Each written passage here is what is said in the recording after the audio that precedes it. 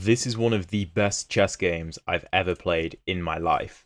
Today is part 1 of a 9-video series recapping the British University Chess Championship 2025, featuring all the best universities in the UK and a lot of the top young chess players in the UK, including Oxford, Cambridge, and my incredibly prestigious University of Birmingham. This tournament was a 15-minute plus 10-second increment format, so of course rapid play, in a 4 versus 4 style. We were placed in the top division out of 5 and started as the bottom seed with by far the lowest average rating. So we'll be covering not only my games, but some highlights from some of my teammates' games, if and when I think it's worth showing them, and also tracking the team's progress as the tournament goes on to see whether we can finish higher than our lowest average rating would suggest, obviously being 10th. We do better than 10th though. Stick around till the end for an insane finish to my game and an excellent game from our board 3, which I will also be covering. So let's get into the mayhem. Round 1 against Imperial, who are based in London, very big university. And also ignore the ratings because my actual rapid rating is about 1900. My rapid chess isn't that good. And my opponent's is more like 2200. The way the ratings are done is very strange, so just ignore them. I'll be able to give you a better idea. But my opponent plays knight to c6 on move 2. And I know that d4 is the best move here, but I know that he also wants me to play d4, because why else would you play knight to c6? So instead, I play knight to c3. Also, keep an eye on the times, because we played all these games on live DGT boards, which if you've never played on them, they are amazing, like absolutely awesome. They just connect to Lichess, and you don't have to write anything down. They record how long it takes you for each move. It's incredible. And you can see, my opponent took over a minute on move 2, which is mental. Now, again, I know that d4 is probably the move here, but I also don't want to do what he wants me to do, right? Now, what I'm doing by playing knight to c3 is inviting my opponent into e5, and if you know my channel, you know that I love this because this is just a Vienna, and I know the Vienna very well, and if my opponent plays knight c6 on move 1, which maybe that's his actual repertoire, he's not going to know the Vienna as well as I do by a country mile, which I think we kind of get to see during the game, because while I don't get an actual Vienna, I get a very Vienna-ish setup. So d6, bishop c4, I'm literally playing it like a Vienna, and in so many of these positions, the computer wants e5, but my opponent doesn't want to go e5. He goes e6. And here, I went f4, because I was like, okay, I know that this is probably the best move. I know this is also probably playable, but I don't know those structures. To me, structures are incredibly important in chess, and even if you don't get the same piece placement in an opening, if the pawn structure is the same, as many masters have said before, like pawns are the soul of chess, right? If the pawn structure is the same, many of the plans are going to be the same. And if you've watched my Vienna videos, you'll see that that's the case. I play f4, playing it like a Vienna, taking some space. And you have to be careful in this position because black's idea is clearly d5. D5 is the obvious move for black to play when he has the opportunity. So my opponent goes knight to f6, of course preparing the move d5. Now I need to find a way to either stop d5 or nullify the effects of d5, right? Because if I play a lazy move like knight to f3, you can see the evaluation drop d5, ed5, ed5, let's say, well, bishop b3, and black is so much better. Let's say bishop b5. White's f-pawn doesn't really make as much sense without the pawn on e4 supporting it, right? So what my thought process was, okay, I have to move my bishop, and the computer has given away my move. I don't know how Lichess works particularly well. So I don't know why it's actually showing that. But anyway, I drop my bishop back to b3. Bishop d5 is also playable. Bishop e2 is also playable. The point is you need to move the bishop. I choose the b3 square. And the point is simple. If d5, it doesn't come with an attack on the bishop, so I can respond with e5. and let's say the knight were to move away, white is clearly better here. Takes a bunch of space. Maybe knight to f3, f5 is a long-term plan. Maybe like knight e2, c3, bishop c2, and trying to play for f5. That's very common in these structures. Now, my opponent plays a little bit more accurately here. He plays knight to d4, which I was expecting, of course, just going after my bishop. And I was like, you can have my bishop.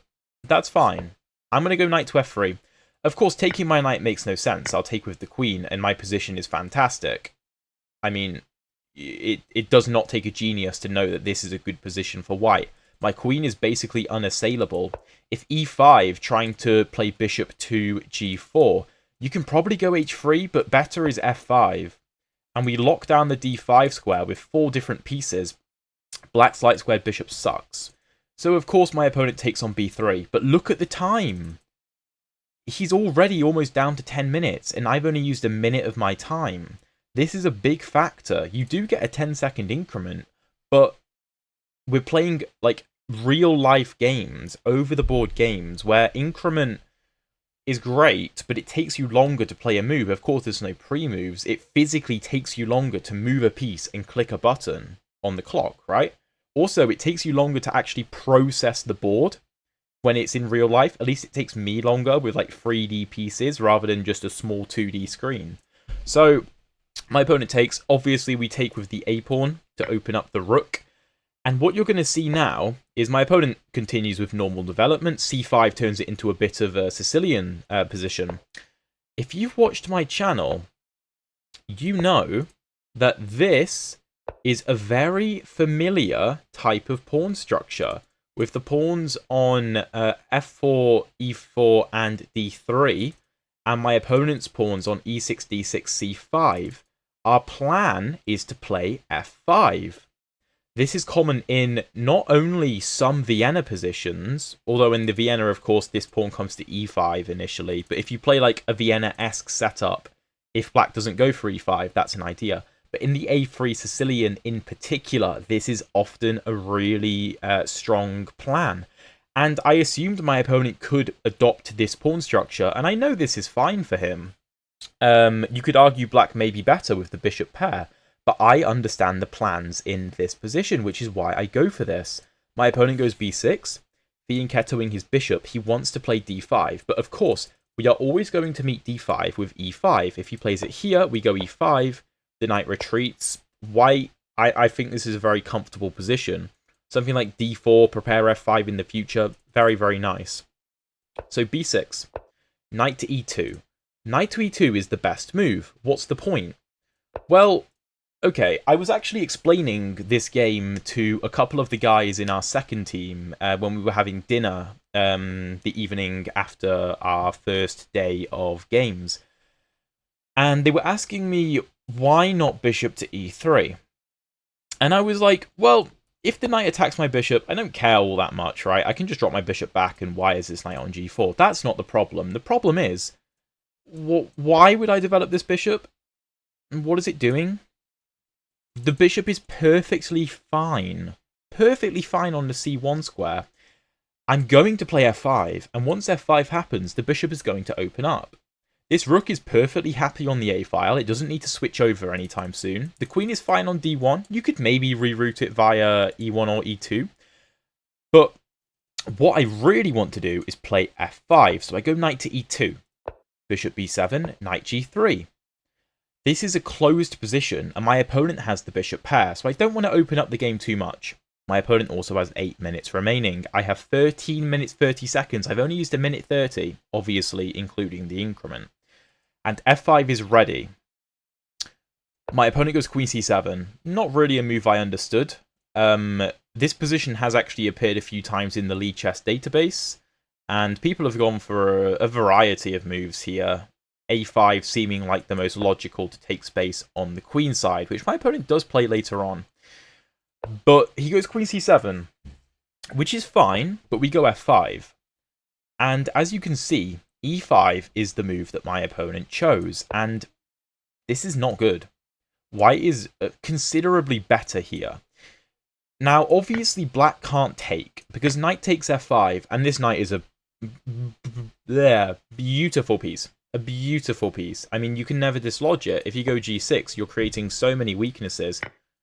I mean, you're probably just losing the game, to be honest. You're probably just losing the game very, very quickly because of all this pressure. So you can't play g6. You can't really take the pawn. Now, the computer wants to play a5 and leave the tension in the position. Now, this is very difficult to do. I wouldn't really take here, because after fe6, I mean, the rook opens up, black can still go for d5, and e5 doesn't seem to carry as much punch anymore without the f-pawn supporting it. So if a5 was played, I probably have to keep the tension. Maybe I can go c3, maybe, I don't know, just develop my queen. I'm not exactly sure, but human nature wants to do something about this pawn, because this is a scary looking pawn, so my opponent pushes. Now, I would encourage you here. There's one move for white that really maintains the advantage, like a plus 0.6 sort of advantage, but think of this position particularly in under the lens of the fact that my opponent has the bishop pair, and clearly I'm trying to play with my knights. Try and find the best move for the white pieces. This is very important positionally. I play c4. Now, c4 is really important, because if I play a lazy move, then d5 happens, e5 is defended, which is probably why he put his queen on c7. And I can take and go, oh, I'll grab your e-pawn, which maybe I can do, but, I mean, do you really want to play this? Or maybe this rook even. This looks horrific.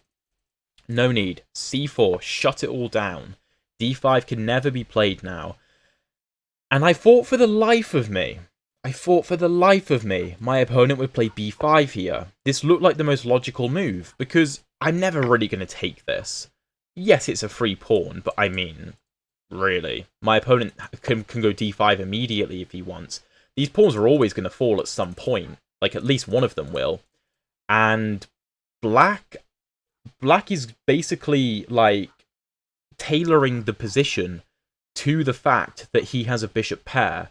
He's opening up the lines against my king, and this could get scary relatively quickly, especially with this knight maybe jumping in, rook coming to the d file. My opponent is also like a 2200 rated player. This rating is not real. So I've got to be very careful. Very careful. So, he doesn't play b5. If he did play b5, I don't know exactly what I would have played. Maybe I would have tried to route this knight to c3. Maybe go knight to... No, knight d2 makes no sense. Probably knight e2, knight c3. Just to maintain a grip on the light squares. But he doesn't play that. He goes h6. And I understand this move because I was thinking of some lines where I can go knight g5, knight h5, trade this knight off, and try and start some kind of attack. Now, let's say black does literally nothing in this position, right? There's some interesting lines where I can take on f6 and like bring my queen in, and things just look a little bit bad. I can go f6 at some point. So I understand why he was concerned, but I don't think it was that warranted. Typically, pushing pawns in front of your king can actually cause more weaknesses than problems that they solve. Especially because I'm locking out a lot of his pieces from coming to the king side with the pawn on f5. But he goes h6, which is it's okay. I go bishop to e3, maybe not necessary. I probably should have taken my own advice of this bishop is perfectly fine on c1, because it is. I think my thought process was bringing my bishop here so I can prepare a kingside attack and get this rook involved. Part of me also wanted to bait his knight to the g5 square by putting my bishop on e3. Because I thought the g4 square even. Part of me wanted to bait that out and try and get the knight pair versus the bishop pair, which I thought should favour me. A better plan is knight e2 and trying to bring the knight to c3, which is something that I did later. But I probably should have figured that out at this point. But I am also trying to keep pressure on my opponent's clock. 5 minutes remaining. So bishop e3, bishop c6, preparing b5, but I mean, he could have just played it anyway. I go queen d2, setting up potential ideas to take on h7, which I think are very real threats. I mean, let's say, I don't know, rook e8. This is a genuine problem. Because I'm going to go knight to g5, knight to h5. Let's say, I don't know, black does something like this. I don't know. I've got knight h5. This knight can't take because I'll mate him. And if the knight doesn't take, I'm either going to mate on g7 or just win the knight. So this is actually really scary. Really scary, these two knights. So he addresses the threat.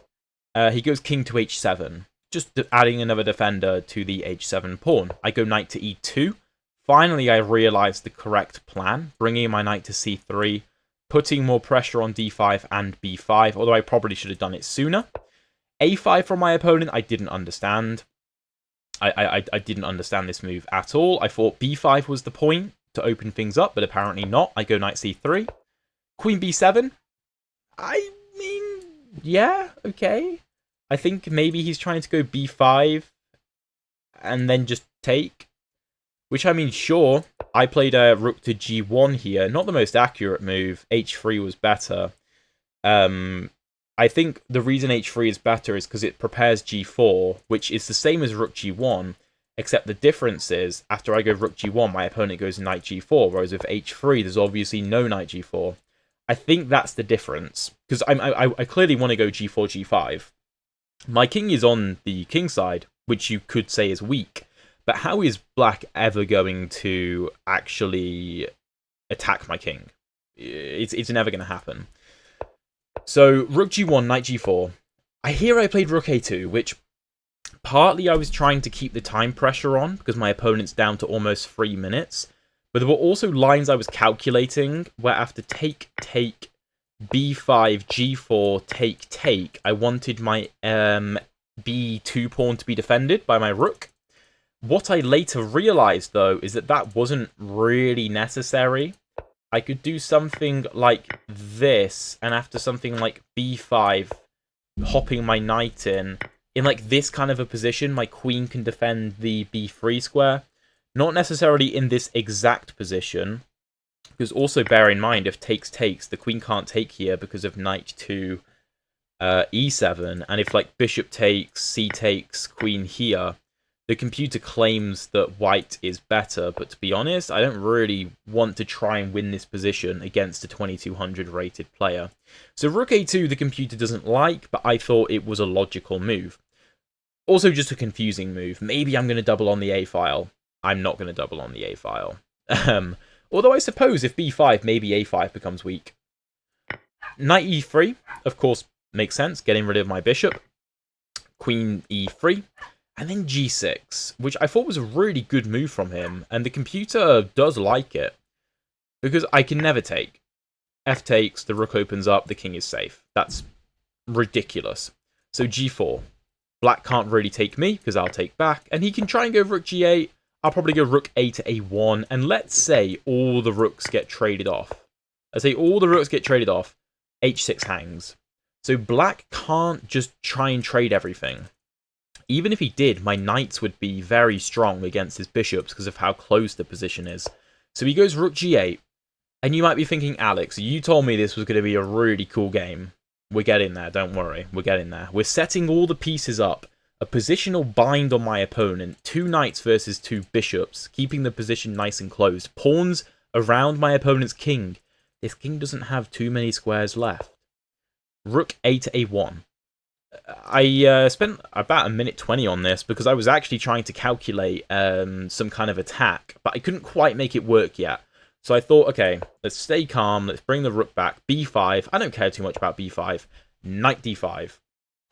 I thought this was a really clever move, because if bishop takes, I wasn't going to take with the c-pawn, but I was going to take with the e-pawn. If you take here, I take here, this is defended by my queen. And I think this is easier to play with the white pieces. I mean, even if black tries to trade all this, he still can't go rook g8 because h6 hangs. If this knight gets to, like, e4, it looks like game over after a move like f6. Black's got to be really careful. But my opponent goes bishop to d8. Now, Try and channel your inner, like, attacking player. Be me in this position. Try and find the best move. It's a positionally aggressive move, is what I would call it. There's a lot of fun in this position. Try and find the move. The move is f6, and you can see I spent half of my remaining time on this move, f6. I calculated as much as I possibly could. A bit of a gamble. A bit of a gamble, to be fair. And this is scary. This is scary. Why did I go f6? Doesn't it... It looks like black can just take here. And then after I take back, black can just take here. Well, you would be correct. But what is the point of f6? The point is to disconnect the rook from the g5 square and to control the g7 square. My opponent here played b takes c4, and there is mate in 9. The move should be relatively obvious with the explanation that I've just given. Knight g5 check. A very, very cool move. If you take queen h3 as mate, the pawn, the rook, and black's own pawn suffocate the king. It just can't move. Of course, the bishop can't take on f6 because the knight controls that square. So knight here, king back. The computer here wanted queen to h3, says there's mate in 7. I don't want to calculate mate in 7. I played a move I was probably more proud of, which was knight to e7. Why knight to e7? Of course, you still can't take because of mate. Nothing changes.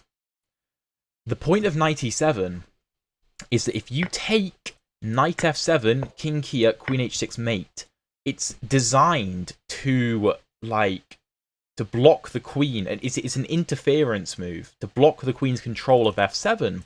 You might say, okay, what if I just defend with the rook?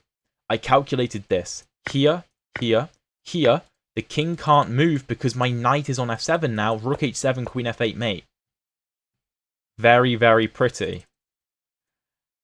My opponent fought, and he fought, and he fought, and he gave up his queen with 20 seconds on the clock because there is nothing else. I, of course, take, bishop takes, knight f7, king to g7. Here I go rook a2 f1. Of course, I could take on a h6, but why give up a knight for no reason? Bring the rook in, g5. I attack h6. The only way to defend is to sacrifice the exchange. Take, take. Here I missed bishop to e8, but it's fine. I bring the queen back around. Queen to c4, a very strong move, looking at the f7 square. If bishop back to e8, I have queen to e6, and you can't defend this properly. My opponent went bishop to f6, and finally finished the game off in style. Rook f6, king f6, rook f1, king to e7, check, here, check, and my opponent resigns in this position, because of course I'm going to pick up his rook. Maybe he could have resigned sooner, but a game that I am so, so proud of. The whole idea of knight to g5, I thought was absolutely genius, and f6. And there were ways that my opponent could have defended better, but you really can't blame him for missing this idea. It's kind of hidden, a really hidden idea. Like here, the best move for black is rook h8. I mean, who plays rook h8? Of course, the point is to give the king the g8 square, but that didn't even cross my mind. And it clearly didn't cross my opponent's mind. The other move being like g5, which makes a little bit more sense, because you can claim that you're going to take the knight and then take on f6, and I can't play g5 to support it, but just rook a to f1 should be fine.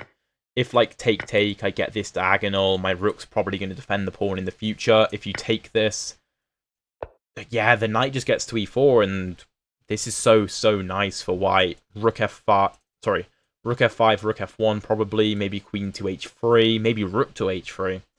This is white's game to win, but a very nice knight sacrifice and interference tactic to win the queen. The computer calls it a blunder because queen h3 apparently wins a bit quicker, but I thought this was a more simple approach to take with only a couple minutes left on the clock. And before you guys leave, remember, this is a team format event, 4 versus 4, and we're against Imperial, who are one of the better teams in the division. And on board 1, our board 1 lost against an FM. He was against an FM. The FM just outplayed him. It's just how it goes. Our board 4 actually got a winning position, but unfortunately messed it up a bit. You know, I'm no stranger to messing up winning positions, as we'll see in future episodes of this mini-series. And if this video has been up for a while, and you're watching, like, I don't know, a week in the future from when this is getting uploaded, there will be further rounds posted in the playlist that this will be linked to. But on board 3, we are 2-1 down. Because our board 4 loses, I win, our board 1 loses.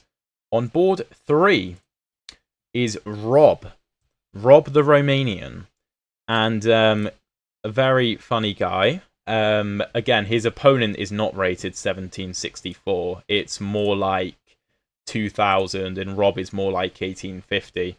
Rob can best be described as a bit of a caveman, both in both in appearance and in the way he plays chess. Very fitting. He plays the Alekhine defense, which is, yeah, of course Rob plays the Alekhine. If you know Rob, then why would you know Rob? Anyway, he plays some theory. I have no idea about this theory because I refuse to go into main lines against the Alekhine, but he just gets a very playable position. The bishop drops back to b3. He goes d5 to lock the bishop out. h3 to stop bishop to g4. Bishop f5, castles, c6. Very solid position. Rook e1, castles, bishop to f4. Knight b to d7. Well, knight 8 to d7, actually. Knight b d2. Knight f6. c3. Looks like a very tame position. Very tame position. Very little imbalance. Bishop d6 offering a bishop trade. White declines the bishop trade, and probably partially because he's the higher rated player, which is a factor in this tournament, because against the higher rated players, they don't want to go for pure equality, right? So bishop g5, the knight comes back to d7, knight to e5, queen c7, building up a bit of a battery, knight d to f3. White's got a pretty good grip over the e5 square, but Rob is fighting back. Knight to e5 knight to e4 himself, hitting the bishop. Knight d7, bishop d7, bishop e3. Very equal position, but I would argue these bishops are very, very nice. b5, a bold move, taking space on the queen side, probably to stop c4, I would assume. a3, I thought a4 probably looked a bit more natural here, and then a6, and play continues. But a3, okay, maybe giving the bishop the a2 square, but I feel like the bishop belongs on c2 anyway. Maybe he was concerned about Rob playing b4 himself, but I don't really think that's actually a threat. Anyway, a3. f5. Not the best move, but chess isn't always about best moves. Rob is an aggressive player, so he plays aggressively. f5. Clearly f4 is the idea, and as we saw in my game, getting a pawn to your opponent's 4th rank on the f-file takes up a lot of space on the queen side and can make it difficult to defend. Bishop c2. An inaccuracy from his opponent. a4 is the move, but he just played a3. He's not going to play a4, obviously. Bishop c1. I would argue bishop c1 is much more playable because this is clearly going to happen. But maybe his opponent thought after bishop c2 and f5 that then he drops the bishop back and he forces black to shut down his diagonal first. Maybe that was the idea. But rook a to e8, bringing in the cavalry. All of Rob's pieces are looking at the king. Bishop d3. I assume bishop f1 is the point. The computer wants bishop d2 so that f4 doesn't come with tempo. a4, again, a4 is not getting played because he just played a3. Rook e2, a move I couldn't explain. No idea. Bishop d3 is chosen. f4, kicking the bishop back. Queen to d8. A very interesting move. I mean, I assume the point is to just bring the queen to a square like g6 and barrel down the king side. Queen c2, applying more pressure to the knight. Bishop to f5, defending the knight. Rook to e2, preparing to double up. Rook to e6, also preparing to double up. Oh, no. You didn't see that. You didn't see that. Okay, I spoiled a little bit. Anyway, the rooks double up. This is a bit of a interesting finish. Bishop to c1, so that the knight isn't hitting it, I assume. But also, what else can white do? Other than a4, like, the computer wants queen c1 going after the pawn. Sure, queen c7 maybe, or rook g6 even, just playing aggressively, and it's not clear what white's plan is. Rob plays rook to g6 in this position. Obviously threatening bishop to h3. White goes king to h2, which is the natural move, but apparently it's bad. Because after queen f6, rook g1, rook h6, I don't know, apparently this is really good for black. But Rob actually said that he was playing this just to test his opponent to see what he would do. He brought the rook back, trying to play quickly as well. And I mean, his opponent wasted a full minute on this move, so, you know, that's fine. a4 now is played. a6 just, you know, just extinguishes the problems on the queen side. Take, take, and then h4. I could not wrap my head around this move. I mean, I literally don't understand h4, because it looks like a target for the queen. It just simply looks like a target for the queen. I don't get the point of that move. Maybe he was concerned about knight to g5? I don't know. But Rob goes h6, stopping any knight to g5 ideas from white, and this pawn is just a weakness. g3 can obviously never be played, because look how much pressure is on that. So b3, preparing c4 to try and break apart Rob's really strong knight. Queen to e7. I don't really understand queen e7. Maybe to rotate the rook to the a file? Or to bring the queen in like this. That might be the point. But c4, bishop to g5. Oh, it may just... Oh, no. It was probably played so that the bishop doesn't have to defend the knight anymore. And he's got 4 defenders on the knight relative to the 4 attackers. Yeah, that's the point. Okay, cool. Bishop takes. Now, why does white take here? Well, let's say white does a whole lot of nothing. After takes, Rob can probably just sack the knight and play rook g6, and this is just mate. So it's very scary if the g file gets opened. So takes, of course, if takes then takes in white is winning. So take back with the pawn, the knight jumps in, and you can take here first with check, but there's also just a free rook. Take the knight, take on e5. I suppose this pawn is going absolutely nowhere. His opponent takes on b4. The game is pretty much over though. Queen takes, king back, rook to h5. And white resigns in this position because there is no way to prevent mate. You can't even run away with the king because this is still mate. A very, very cool game. A very caveman-like game. And we draw 2-2 with, I think, the 5th highest rated team in the division. And it puts us in great stead for the rest of the tournament. A very surprising result, to say the least. And the rest of the tournament, we kind of carry on this momentum. So I hope you guys look forward to the next video. If you want to see another very interesting video that YouTube thinks you're really going to like, check out the video that appears up here. And if you want to see my other games in the A3 Sicilian, which the structure of the A3 Sicilian very much is similar to this game, with the pawns like this, then there will be a video, a playlist even, appearing down here with all my games in the A3 Sicilian. Stay tuned for the next round, and I'll see you in that video.